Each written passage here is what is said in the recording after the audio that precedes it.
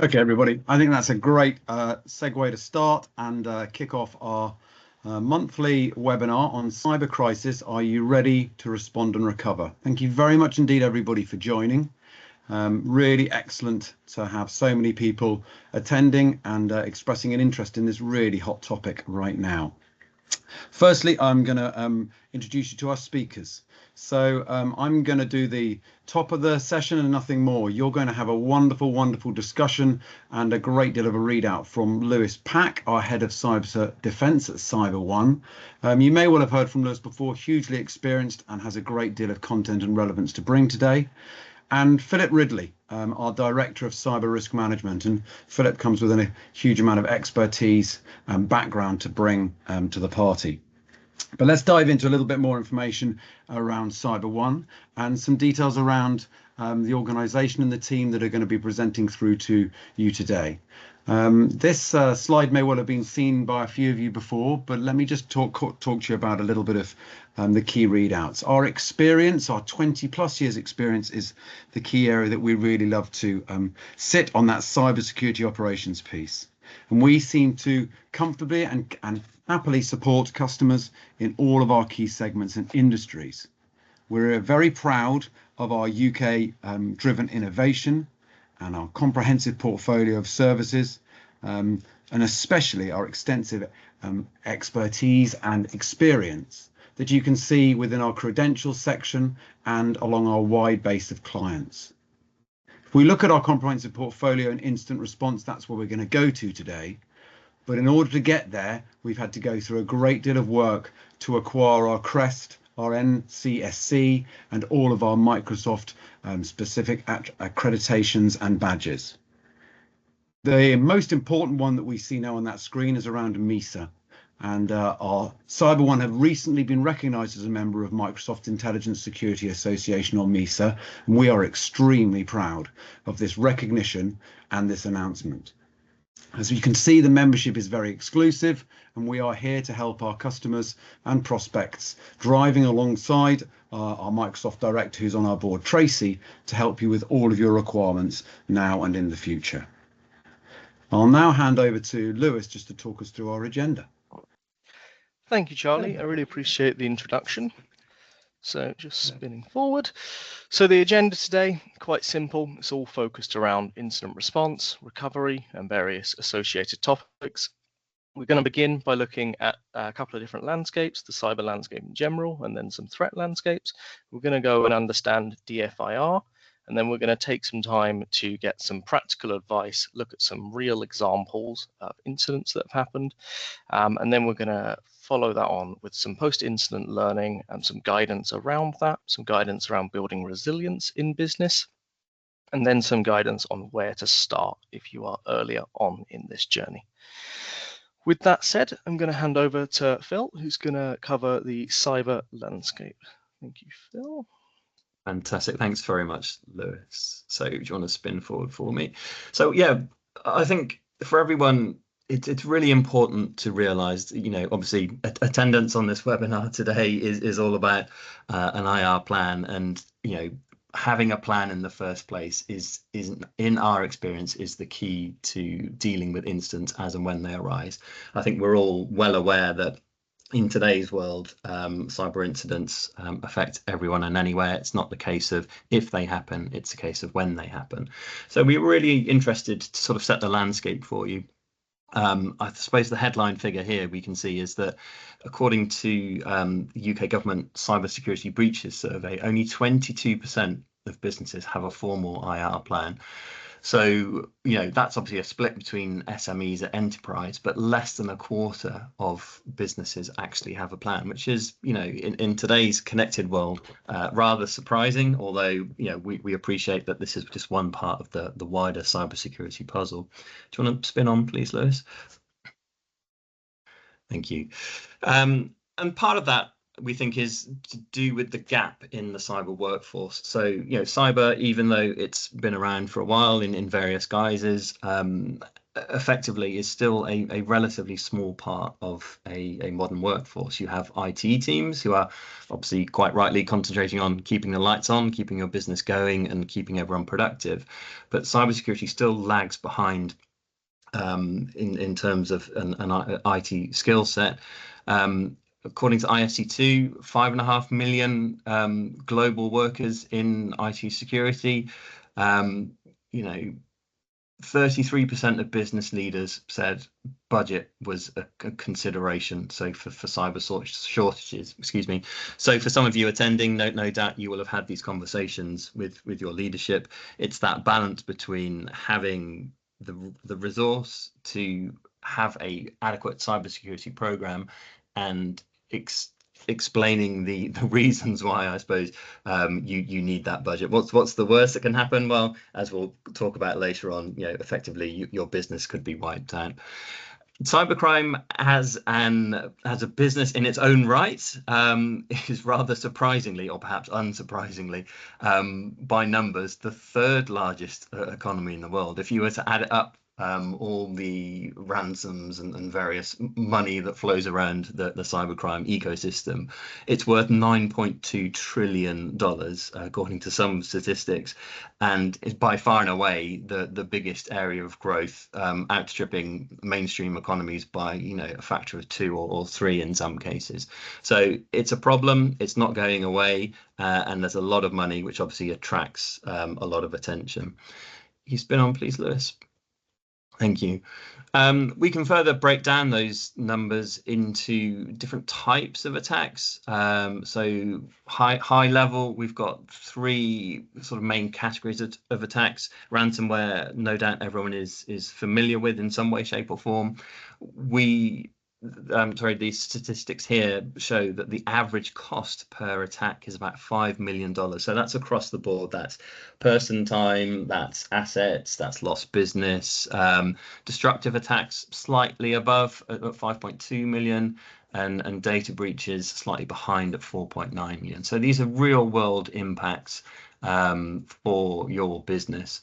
Interestingly though, and obviously on topic for today, where an IR plan is in place for a business, it generally translates into at least an average cost reduction of 58%. So by being prepared, you're saving at least 58% when things do go wrong. So obviously there's a massive incentive to have a plan, have it in place, and have it ready to go. So reputational damage, no doubt we're all familiar with some of the recent attacks that have been in the news, and even over the past couple of days. To show you how timely this is, we've seen Jaguar Land Rover, no doubt you've seen some reports about that. Businesses across the board, whether they're high street names, whether they're smaller operations, and everything in between, have all experienced some kind of cyber attack. Some of them grab the headlines. Marks and Spencer, for example, still ongoing. So even though you may be able to go into store and buy your groceries as usual, their online services were only recently restored, and in a somewhat different form than previously. The Co-op, for example, again, the dust is still settling on that one. Not only was there a financial impact, but obviously now that there's confirmation that personal data was involved in the breach, the Information Commissioner's Office will be looking at this one, I think, very closely as well. So even though the attack itself was some months ago, the fallout from this is still ongoing. Plenty of other high profile attacks across the board. Ministry of Justice, so the the name escapes me at the moment. The legal aid, for example, the system was compromised. We talked about Marks and Spencer's, Co-op, Coinbase, lots of attacks on NHS trusts. So again, this is a massive problem, but I think it's important just to reiterate that it's not just big global businesses that get affected. It's anyone and everyone that is a potential target. Thanks, Lewis. Thank you, Phil. So potential target, that's probably the key word for this next section. One of the things that potential target, everyone is a target. I mean, that's like a known fact. And one of the questions that businesses often ask themselves is why am I a target? So that's something we're going to be looking at in this next section. So I wanted to have a moment to talk about threat actor profiles, and it kind of answers that question in of itself. You might think like, hey, I'm not I'm not the US government, I'm not Google, like why am I being targeted? And quite often the reason for that is as simple as all these different types of bad actors, these threat actors, have different reasons for what they are trying to do. So if you take hacktivist, for example, a hacktivist might target you because they just simply don't like what you're doing, right? Maybe you're a farm or you provide support to a company that they think has immoral ways of working. You then become a target because of your association to that. And the damage they do to you ultimately affects that third party that you're associated with. If we look at things like insider threats, anyone can be a target for an insider threat, right? Quite often the motive there is just that they're annoyed. Maybe it's an ex-employee, someone who's been disgruntled by something that's happened at work, and that's where your insider threat may come from.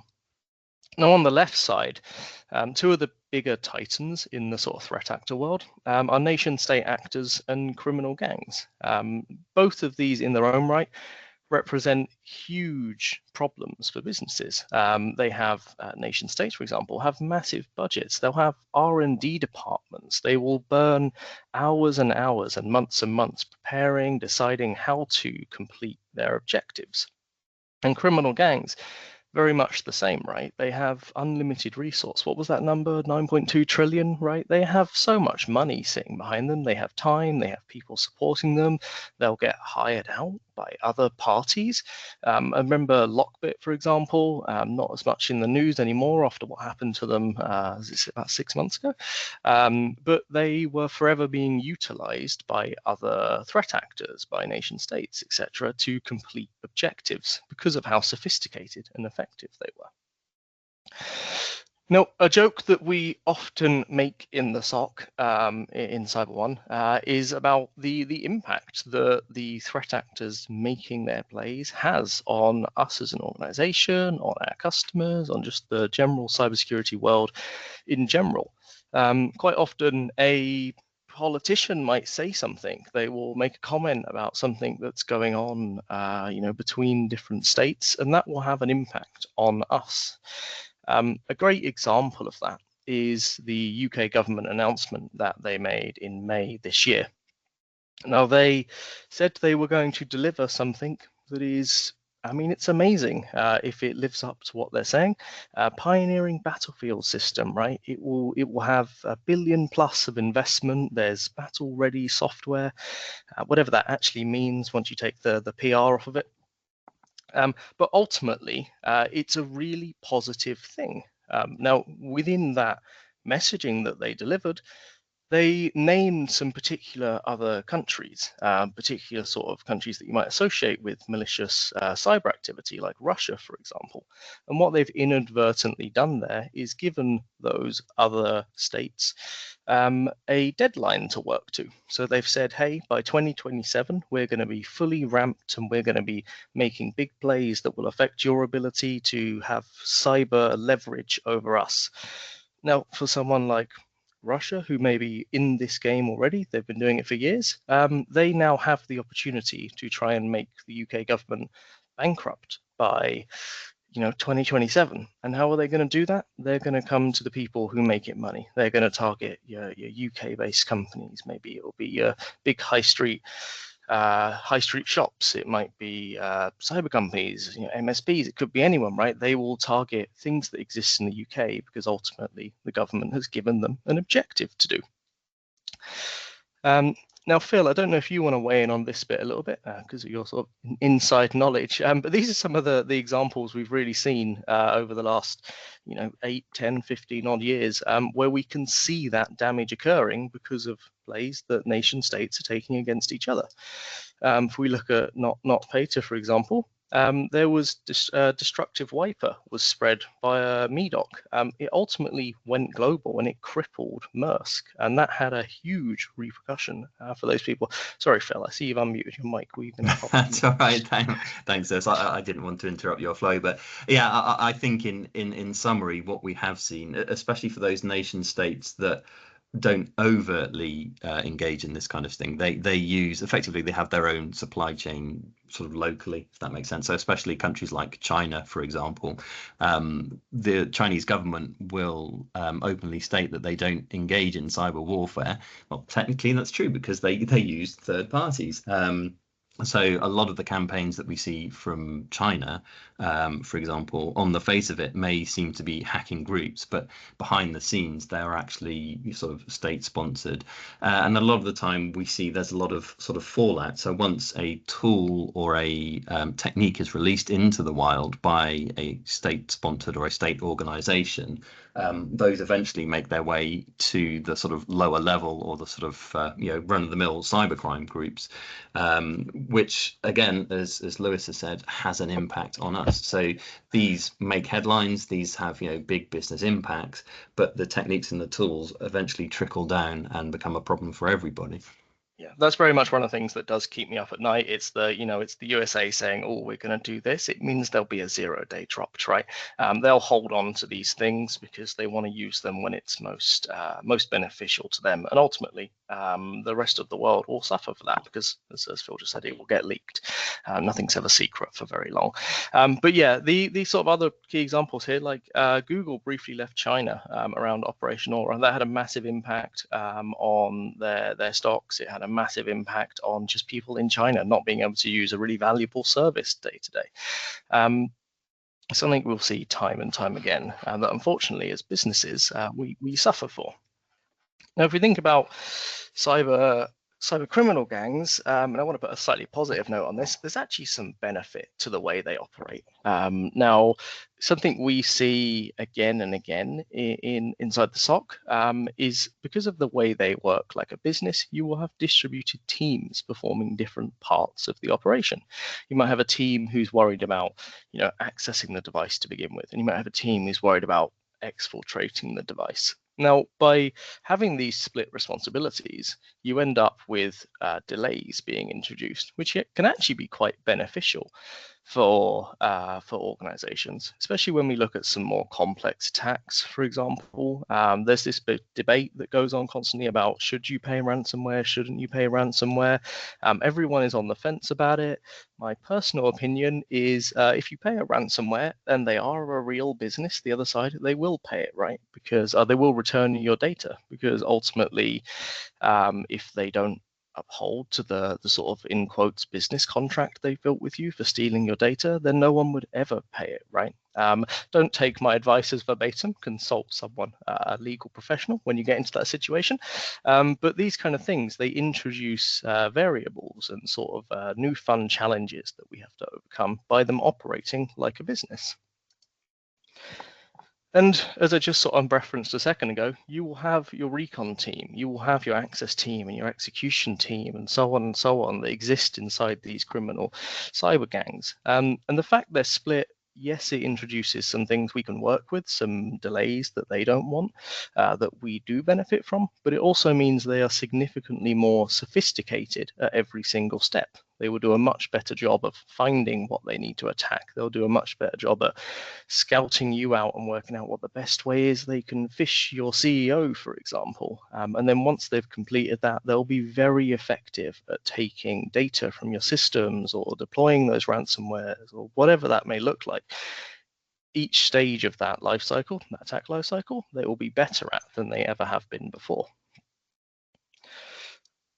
I sort of mentioned this at the start of this section about, it's easy to say it will never be me. There's 3.4 billion phishing emails sent every day. If you look at the stats for Google, Microsoft, their sort of like phishing resilience stats, the numbers they block versus the numbers that get sent are not comparable. There is a lot of phishing emails that will float. Now, yes, these aren't all targeting businesses, but they are. I mean, there's 6-7 billion people on the planet. That's a lot of phishing emails. That's like one per person every other day, right? Every so often, one of those will get through. It will have an impact, and realistically, that could be anyone, right? They're using automated systems. They're not sitting there typing them by hand for 3 hours every Thursday. They will have automated systems that build them, that choose who to target, and they will wait until they get a click and an interaction, and then that could be you, right? That's why it's really important to have proper multi-layered defense in place to try and stop a lot of this. We'll talk a bit about that later on. Now, one of the threats that we see more prevalent and more successful, especially in recent times, M&S Co-op, great examples of this, is the good old-fashioned trust me, right? It's the same kind of calls you'll get on your landline at home. It's the same kind of calls you'll get on your mobile, people saying, hey, I'm from Microsoft, you've got a virus on your computer, that sort of thing. Maybe they'll ring your help desk and they'll say, I'm Ben, please reset. Please reset your password or reset my password even. And you might go ahead and do that. And you know what? That's not the end of the world because you have MFA on your accounts. But what's stopping this fake Ben from calling up 10 minutes later, speaking to someone else and saying, oh, I'm locked out my account. Can you re-register my MFA? And then boom, they've got password and they've got MFA and they're inside Ben's account. It can be that easy. One of the simplest fixes you can do for this is to put a telephony verification policy in. If you don't have one, just make one. It can be really simple. It can be if you get a call, validate the caller in X way, ask them X series of questions. If it's inbound, from IT to user, it can be things like ask them for the ticket reference, tell them you'll hang up and you'll ring them back on the mainline support number. Little things like this can just help stop these huge issues from starting. If you want any advice on that, feel free to email me directly. I'm happy to sort of share guidance around that. Let me spin on, find my mouse again. Phil touched on some of these earlier, so I won't spend too much time dwelling here, but ransomware is massive. There's so many groups, 187 active ransomware groups. If we look at cast our mind back to 2 years ago, Knights of Old, the damage from that event was incalculable. There was hundreds and 800 and something people's jobs were lost and their families were affected, and other businesses, the industry in general took a hit because of the risk associated to doing business with them, right? The level of damage could not be calculated. If you look at Change Healthcare, you could calculate that one. Unfortunately, it wasn't a number anyone was particularly happy with. Around $2 billion, they estimated, dollar loss, which is insane. It's just not a situation anyone wants to be in, but could you imagine trying to have a conversation with a board of directors and saying, sorry, it's £2 billion and it's because we didn't do a tabletop, we didn't spend the 5 hours last week prepping our incident response plan. So these kind of things, they're immeasurable amounts of damage compared to the input that can ultimately reduce them. Co-op, M&S, as Phil talked about a little while ago, they're still ongoing. The damage from those things is very much still being felt. So yeah, the sort of the risks here for businesses is huge, and that's why preparedness is so important. So I'm just going to quickly take a moment just to look at sort of 3 new-ish threats that we're seeing. Prompt lock. Don't know if anyone's seen this. So it's fairly interesting. If you haven't looked at it, have a Google. It uses something that is fairly benign, gets it onto your machine, and then it builds the malicious components while it's on your device. Really interesting, really smart, great at evading detection. Cannot fault threat actors for how hard they are trying these days. If we spin on, again, really ingenuitive. I was really impressed when I read this the first time. They're basically putting invisible windows on websites in front of your username password, sort of fill-in boxes, and that just means that gets filled in instead with your credentials. Again, really simple. All they need to do is compromise a website, and anyone who goes to that website, password in place, right? Maybe they just compromise a add-on in your browser, or cross-site scripting could be something else you're doing at the same time. Either way, they get a small little bit of leverage, and it lets them gather a lot of information.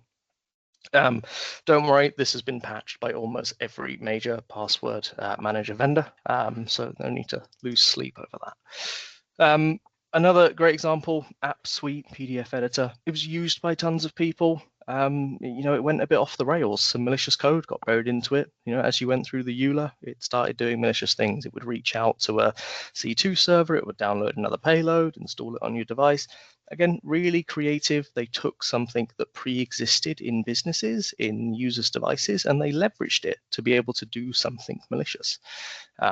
Very, very clever way of ultimately compromising people. So just to quickly summarize that, there's a lot of things people are having to deal with every day, right? There's just threat actors at every avenue that you ever look at. There's zero-day attacks because of people like nation-state actors having gripes against each other. There's literally billions of attacks happening every day, and there's many a budget and resource constraint existing everywhere. That could be, as I mentioned earlier, that your C-suite haven't found 5 hours in the last 3 months to sit down and tabletop an incident. We actually did one for ourselves, CyberOne, just yesterday. It was great fun. We sat in a room together. We talked through the most absurd scenario that Dan had produced, and it helped us get out and iron out bugs in our plans and our response procedures, and realize some really granular things that we only would have noticed mid-incident, right? So we'll talk a bit more about tabletopping in a short while. So just want to have a quick conversation about digital forensics and incident response. So Phil, are you all right to take this for a moment? Yeah, absolutely. Let's have a quick look. So thanks for this, John. It's been on. Yeah. I think it's hopefully no surprise to everyone that yes, as they say, prevention is better than cure. So spectacular achievement is always preceded by unspectacular preparation. So it's the preparation that we're focusing on today. So that's very much, I think, going to be the theme of this next few slides. So the DF and the IR, what's the difference? People tend to squish them together. The DF is really the investigative phase of it. So it's preserving and analysing evidence across whatever systems may be impacted. So whether that's your traditional laptop device, server, whatever it is, or obviously increasingly nowadays cloud environments, virtual systems, all that kind of stuff. So it's looking at the traces left on those devices that can help us understand what went wrong, how it went wrong, and how we can prevent it in the future. The IR bit is the stages and the steps that you follow. So it's important, I think, to split these out, because the incident response may not always require a digital forensic investigation. The incident response can also reach out to other parts of your business. So obviously, we focus on the cyber bits, the techie bits, but a good IR plan, as we'll talk about later on, will touch on multiple aspects of an organization. So whether it be your HR team, your legal counsel, whatever it is. So what is it? Why do you need it? I suppose, why are we all here? Well, there's a bunch of things. I'm not going to read through all of them, but ultimately, having a plan, even if it's just relatively high level, gives everybody a chance to have a coordinated approach to an incident. So rather than, I hesitate to use the phrase, but headless chickens sort of running around wondering what to do, having a plan should get all the right resources in the right place, doing the right things, and it helps you make timely decisions based on the risks that you're seeing as an organization. Some of you who are listening to this webinar today may even need to have one. So for compliance reasons, depending on what business you're in, what you do for a living, so to speak, you may have a set of regulations that say thou shalt have a DFIR plan or an IR plan. And also there are multiple benefits. So for things like insurance coverage, for example, your insurer may require that you have an IR plan. Supply chain is also one we don't call out specifically on here, but if you are a supplier to another organization, it may be a set of requirements there as well to have some sort of IR plan. So even if some of those things don't apply to you, having a plan is very much going to help you protect your business. So obviously the plan itself is not just the be-all and end-all. It fits into a multi-layered approach to security. So obviously that starts with the human being, so the the person behind the keyboard, who rely on tools to secure your organization. You may even have a managed detection and response service, either with us, with someone else, or you may have an in-house option. So that's your your sort of eyes on screen, actively looking for things that are happening.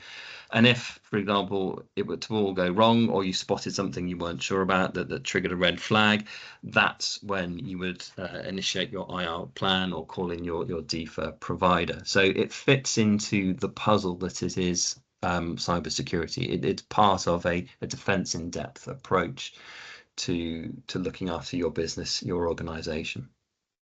Thanks, Lewis. You want to spin on, please? So let's look at the DFA service in a little bit more detail. What does good look like? So we've got our checklist here. Very much at the top of that list is 24/7 availability. So as we've discussed, and Lewis presented, some of the threats and the threat actors that are out there. These groups, individuals, are spread across the world. They don't work 9 to 5 UK time. They're just looking for whatever they can, whenever they can get it. So a question to ask or something to bake into your plan is, who are we going to call? When are we going to call them? Are they going to be able to respond? That's very much key. So if you're a global organization, or if you're across multiple jurisdictions, you want that coverage that either reflects or exceeds what you're doing, because hackers don't sleep, they don't keep normal business hours, so you need that support around the clock. Cross-disciplinary support, again, quite important. I'd hesitate to say maybe even very important. So not all DFA providers are created equal, I suppose. So, sorry, Lewis, you've come off mute. No, I was okay. Okay.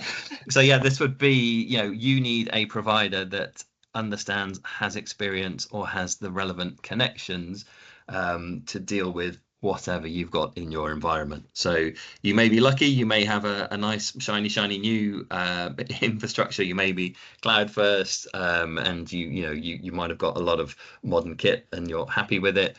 A lot of businesses will have legacy environments, will have legacy servers, stuff that's on premise. If anyone's old enough to remember things like IBM AS400 mainframes and things like that, they're still a key part of a lot of UK businesses.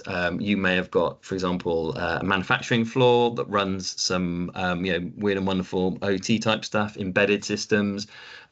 These things potentially can all get tied up if you have an incident. So it's important to understand, or to ask of your provider, what's the sort of the breadth of their experience when it comes to the particular technologies that you use as well. One of the things that's really important, sorry, I jumped in there, Phil. Yeah. That's really important there. Is if a provider tells you they can do everything, they are lying to you. So there will be no DFIR provider on the face of the earth that says that we can do everything, right? Something that's really important, and we'll come up later in a couple of slides to look out for cross-disciplinary support, is how strong their partner network is. No one will be able to deal with an AS400 and also a FortiGate, and also understand operational technology and be the best data protection people on the planet, right? If they tell you that, they're probably just lying to you. Ask them to validate how they can do those things. Ask them to understand, what partners they'll use and all those kind of things that will help throughout the life cycle of giving you this service. Yeah, absolutely. I think that's really important point that you raised there, Lewis. So I think the validation. So a lot of people say they can do IR, and they probably can, but it's how do you validate that? So even in-house as well, how do you confirm that your team genuinely know? There's obviously a training and development question there, I suppose, to think about as part of your IR plans. But if you're using a third-party provider, how do you confirm what they can do? There's a bunch of accreditations out there. For example, some of the badges we have, NTSC, CREST, etc. These are independently verified. So when your supplier says they can do these things, it has been confirmed. And yeah, I think it's important to call out, obviously, recovery, as you can see highlighted on this slide. So a lot of people quite rightly focus on, the preparation phase, the response phase, but ultimately you want to get your business back up and running. So you need that expertise, whether that's in-house or whether that's through a provider. You want someone to get you back up and running. What does your minimum viable company look like? What's the bare minimum set of tools that you need in order to operate? Ask around the table, you'll probably get different responses from the finance team, the IT team, the CEO, managing director, whoever it is. We'll all have a different view of events, but I think that's important to capture as part of your plan. Is what's your minimum viable company, and how are you going to recover to get back to that operational state? Cool, thank you, Phil. So I'll probably skip over these two because you've done a nice job of covering them on the last one. But yeah, strength in depth, it's just the ability to be able to handle sort of really complex things. Some of the examples we've chucked on the bottom there, again, feel free to screenshot this. Destructive malware, like do you have an infra team that can stand back up your servers really quickly? Do you have sec engineers that understand what went wrong with your policies to begin with that let it happen, right? All these different layers are needed. And then similarly, cross-disciplinary support, right? So, is there an IR team there to help you with those things? Is that recovery team actually accessible? Do you have a PR team that you can lean on, someone who will support you when it does go public? This sort of cross-disciplinary support can be vital because there's so many different avenues that an incident can flow down. So just sort of bring that all back together. If you're the foundation of strength in depth and cross-disciplinary support, which is sort of two of the key components of recovering, which I think is, as that stat showed earlier, Phil, was it 58%? 58% cost reduction, that sort of thing. A lot of average that of 58%. Yeah. And a lot of that cost that's inflicted will be baked in businesses' capability to bring themselves back, right, and pull their bootstraps up and get to where they were before the incident happened. And you need strength in depth. You need either yourselves or the provider you're using to have tiered expertise. They need more tech coverage, right? They need 24/7 availability, and they need resilience for that, right? There's no good at being one dude on the end of a phone who will answer 95% of the time, right? You need a team sitting behind that provider. You need them to be certified in what they're doing, especially if you work in, those industries, healthcare, banking, all those different things, right? Your insurance provider will 100% tell you they have to be certified to some degree. You need them to have that partner network. Like I said a little while ago, they're lying to you if they tell you they can do everything, right? If suddenly you need to do the most AS400, I think was the example Phil used. Like 0.5% of businesses in the UK can support that kind of technology. It's so outdated now. So if they tell you they can do it, double check. And they need those recognized accreditations. So not just the vendor ones, not just, your Microsoft certs, your Fortinet certs, whatever those technologies that align to your business are that they have. They need to have accreditations that validate they can do IR. They can do these kinds of activities. Now, get your cameras out. If you're there watching the screen, if you're listening in the background, pivot back over, get your cameras out. This is free. So we've got some practical incident survival tips here. These things will keep your business going if you aren't prepared and you get into this situation. So prioritize containment over everything else. It's tip number one, do nothing except this. If you get into a major incident, you've got ransomware spreading through your estate, someone has compromised your domain controller, whatever that looks like, contain the problem. That is where your focus needs to be. If someone is in the war room with you and they're saying, let's understand how this happened to begin with, or what do I put out to the stakeholders? Has anyone told Jill in finance this is going on? Forget about it. Contain the problem. Ask for forgiveness, not permission. If your CEO has clicked a malicious URL, for example, isolate their laptop. If it's got ransomware on it, don't call them on the phone and say, hey, I'm going to knock you off your Teams call, right? They'll be happier that you protected their business than you having gone through the niceties of checking and talking to people about what you're going to do. So ask for forgiveness when you're taking actions, not permission. Define a single point of command. It's something that will make a huge difference if early on into the life cycle of your incident, you elect a singular person to make decisions.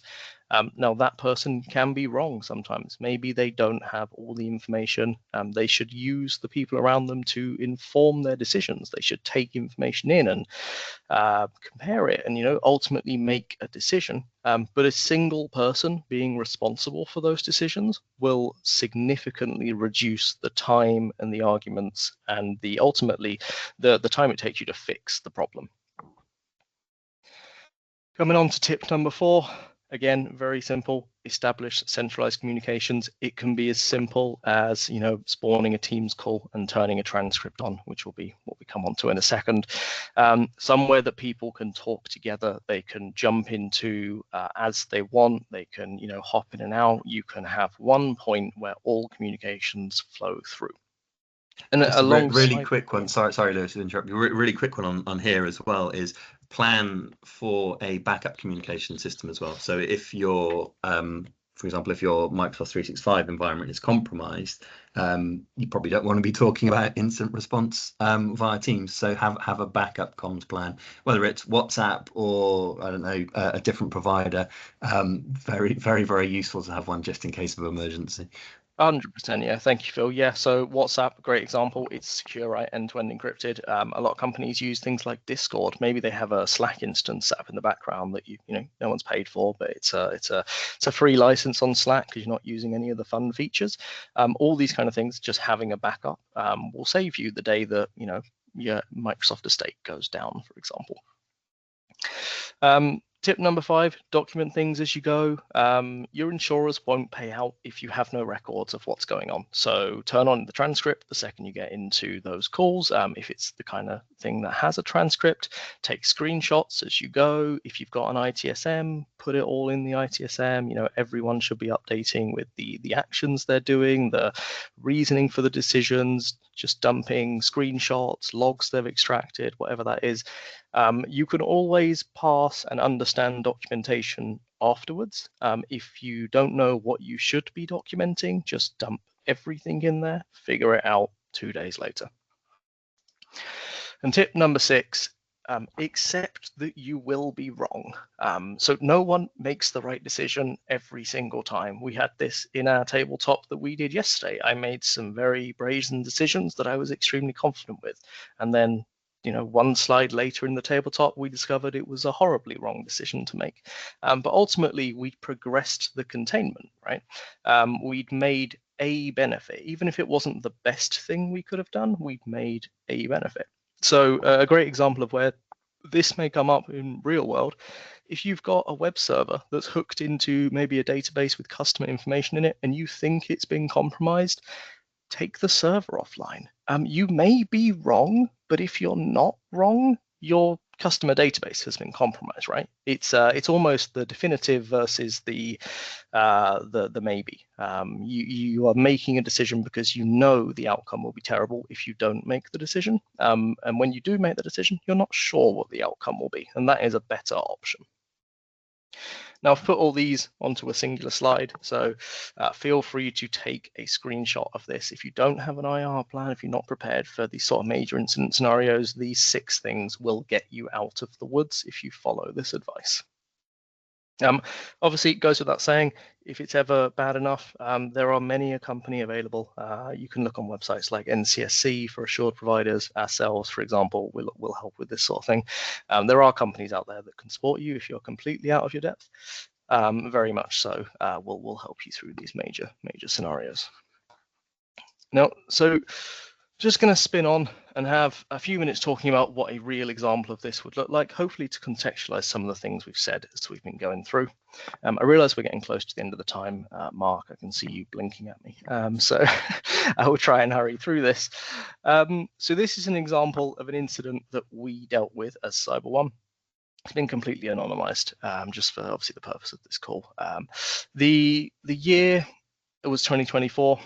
If I can find my mouse and click, the year was 2024. It's Christmas Eve. A third party contacts our security operations center, and essentially they told us that they'd identified a password spraying attempt against a low-level account on a core server of one of our clients. We thought to ourselves, not the end of the world. You know what? Let's have a look, see what's going on. Server's probably safe. You know, we can all go back and continue enjoying Christmas festivities. The analyst team at CyberOne began validating that information. So we had access to the logs of the server. So they took a look and saw what was going on. Now, lo and behold, that was not, unfortunately, the situation. It was not just an attempt. At 9:42, the analyst team reaches out and informs the incident commander that an event had been seen. This is 4624 on the Windows server, and it was against the /guest account. Ultimately, it had a malicious public IP address in the log on attempt, the log on success, I should say, meaning the SOC was wrong, right? This was genuinely someone accessing this domain controller maliciously. 3 minutes later, they engaged the incident commander, and that incident commander then goes about building the war room. Now, 14 minutes, so 9:56 a.m., only 14 minutes after the original incident, the original validation happened, we then have the CERT fully operational. And that contains an incident commander, infrastructure engineer, infrastructure lead, penetration tester, comms operative, sec engineer, and some security analysts. It's a big leap from only seeing a logon event, right, to having all these people engaged. But the logon was inherently suspicious, and the analyst team, alongside the IR commander, were able to determine that. They saw that it was targeting a default login account, that it was coming from a public source attributed to a threat actor group, right? That it had been tied to a recent password spray event. So, you know, it wasn't just a luck of the draw, first login. They'd actually been, you know, doing some recon leading up to it. And we knew at that point that it was all or nothing. We act or we don't act. So responsibilities got assigned. The CERT had their little get together, handed over this information, discussed what had gone on, and some responsibilities were decided upon. Now, ultimately, the most important responsibility there was to work out what actually happened. So contrary to what we previously said in the last slide, because we had the analysts and we had the penetration team available, they could focus on assessing the impact and the route that had been used to access this server. The client comm in tandem happened exactly the same point, right? The comms operative went out and they tried to get hold of the client.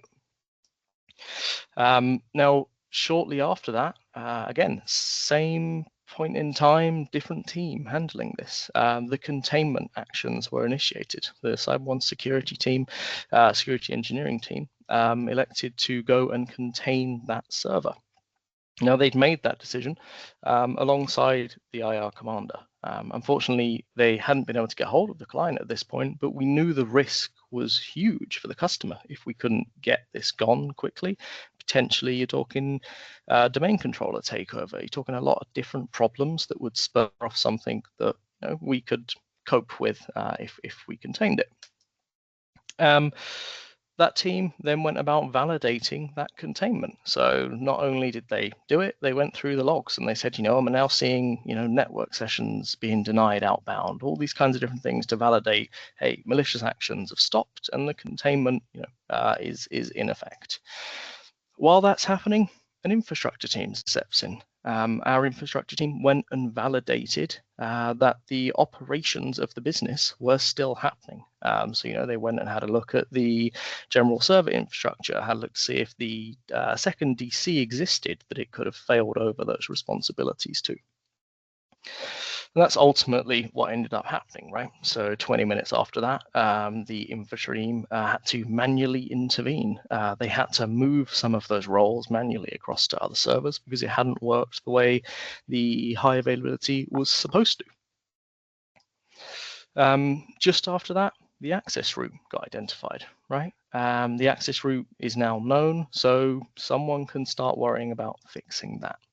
8 minutes after they identified that access route, we made a decision to patch it. Right, this was a no nonsense. We know it's going to have an impact for the customer, but really the access route is problematic and will cause greater risk to them.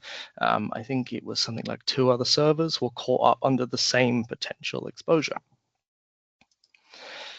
Now, the fix was implemented just 17 minutes later. A change was made to the firewall that ultimately reduced that exposure and made the customer safe again to a comparable level. The client responded. So this was, I checked my maths, about 4 hours after the initial incident notification. And this is why it's really important. It's something we will talk about in a minute, but it's really important to have support on standby.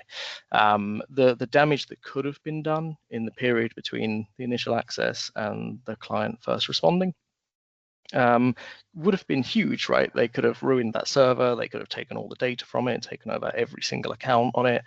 So ultimately, they were quite lucky that we had a significant amount of access. And it's one of the notes actually on the screen there, note 9.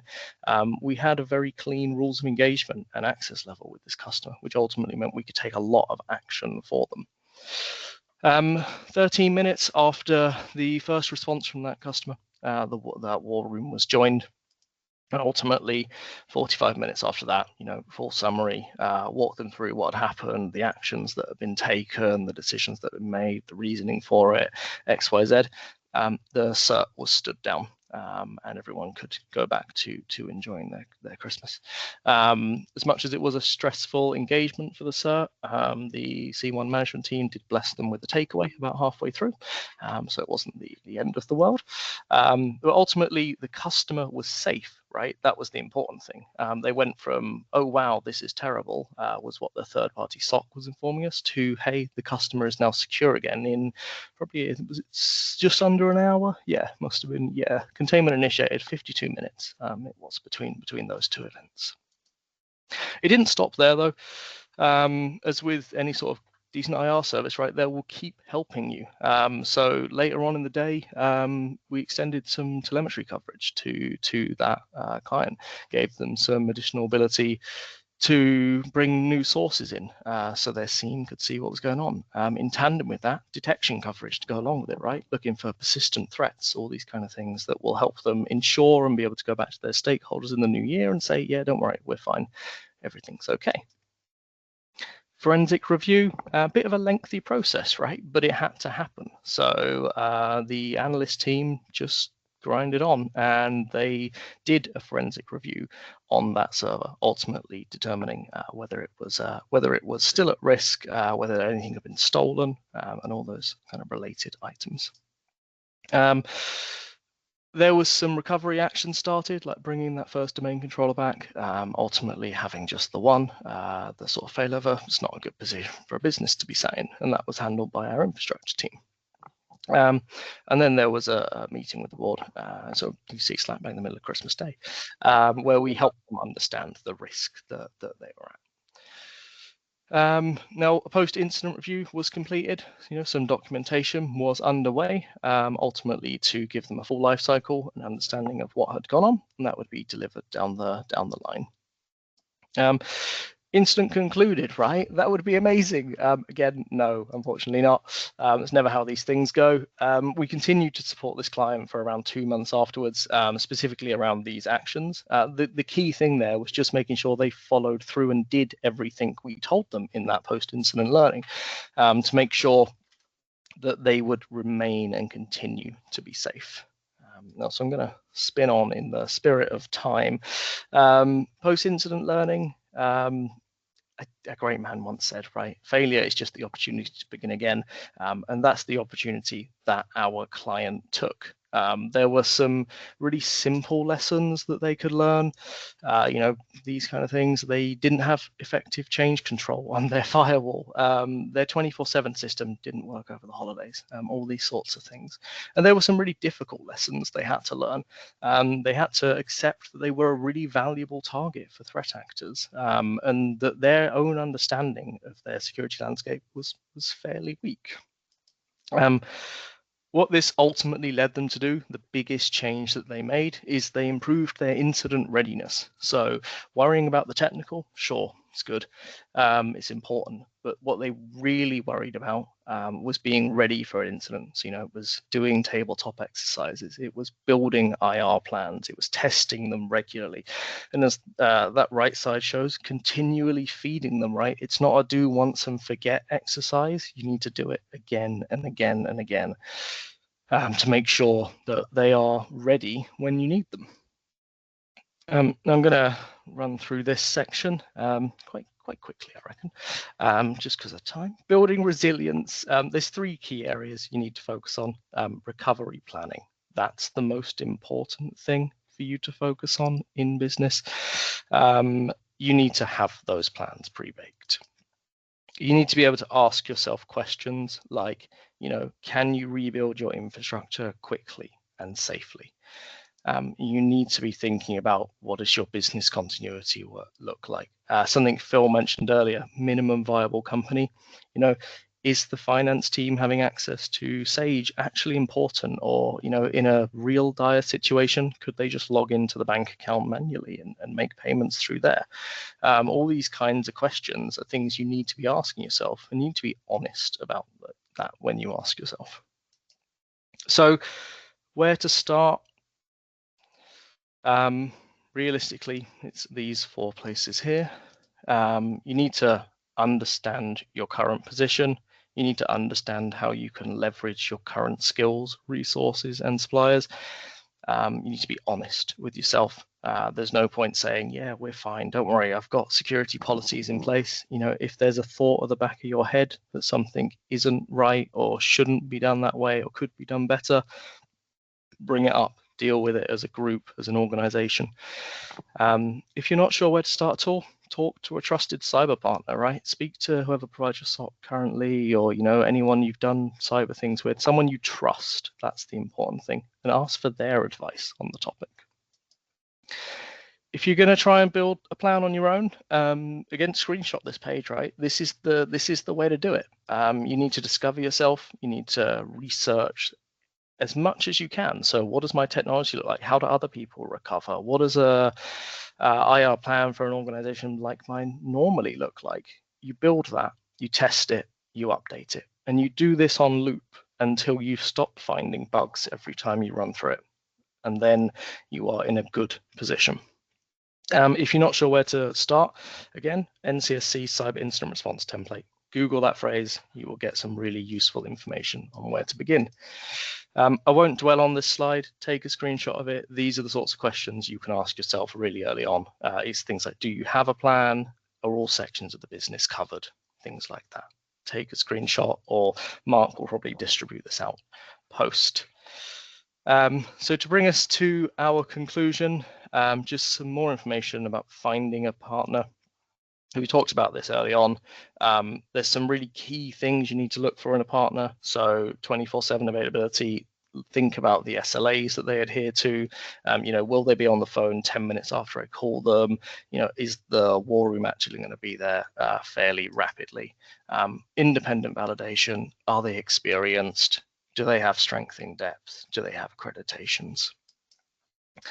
Then finally, again, Google search these phrases, you will find what you need.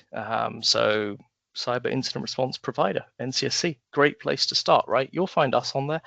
You'll find loads of other really reputable companies inside the UK that will be able to support you through any of these cyber challenges that you're having. And finally, the best advice we can give you, and I mentioned this a couple of slides ago, if you don't know where to begin, talk to your preferred cyber partner, someone you trust, ask them for guidance. If you want to talk to us, there's our website, there's our phone number. We would be more than happy to talk to you about any of your cyber needs. And I think that's actually referenced on this next slide, funnily enough, the yellow box on the right-hand side, 30-minute cyber consultation with one of our experts. If you, I see in the URL it says free. Don't know if anyone's noticed that. You're more than welcome to come. I may be one of those people, depends on the challenge you're having. But ultimately, we will help you sort of start your cyber journey or help push you along your cyber journey from where you currently are. And with that said, thank you everyone for listening. I think we ran a couple of minutes over, so thank you if you're still here. And with that, I will hand back to Mark, Charlie to close out. Take this on. So Lewis, thank you very, very much indeed to both Lewis and Philip for a fabulous session. And we got there a minute over. If you just want to jump back one slide, I just want to reference a couple of other points on the webinar events. What a brilliant session. Fantastic content. Thank you everybody for the polls. We didn't receive any specific standout questions, but that doesn't mean that they don't exist. So please lean into the team. Please feel free to reach out and ask, as Lewis referenced, and all of our details will obviously be shared with the deck and the recording after the session. But let's look ahead. We've got a really exciting partner launch briefing and an event on the 18th of September, which would be brilliant if you can get involved. That would be excellent. I really want to reference our next webinar, which is your data is growing fast, is your security keeping up? Very, very similar theme, very, very similar focus, and wow, what an important topic. That's on Thursday, the 25th of September at 10 a.m. And there's your link to register and make sure you can join. And then the one-to-one consultation. We get a lot of these inquiries following these events. It's brilliant. This is why we do these webinars, because they really help our customer base and our prospect base. So please go to that 30-minute cybersecurity consultation. One of the team will be more than happy to support, and we look forward to helping you on your cyber resilience and cyber journey overall. Fabulous content, really great. We're a couple of minutes over, for which I apologise. I hope you have a wonderful rest of the day, and I really look forward to being part of hosting you on your next webinar with us. All the very best. Thanks. Bye-bye.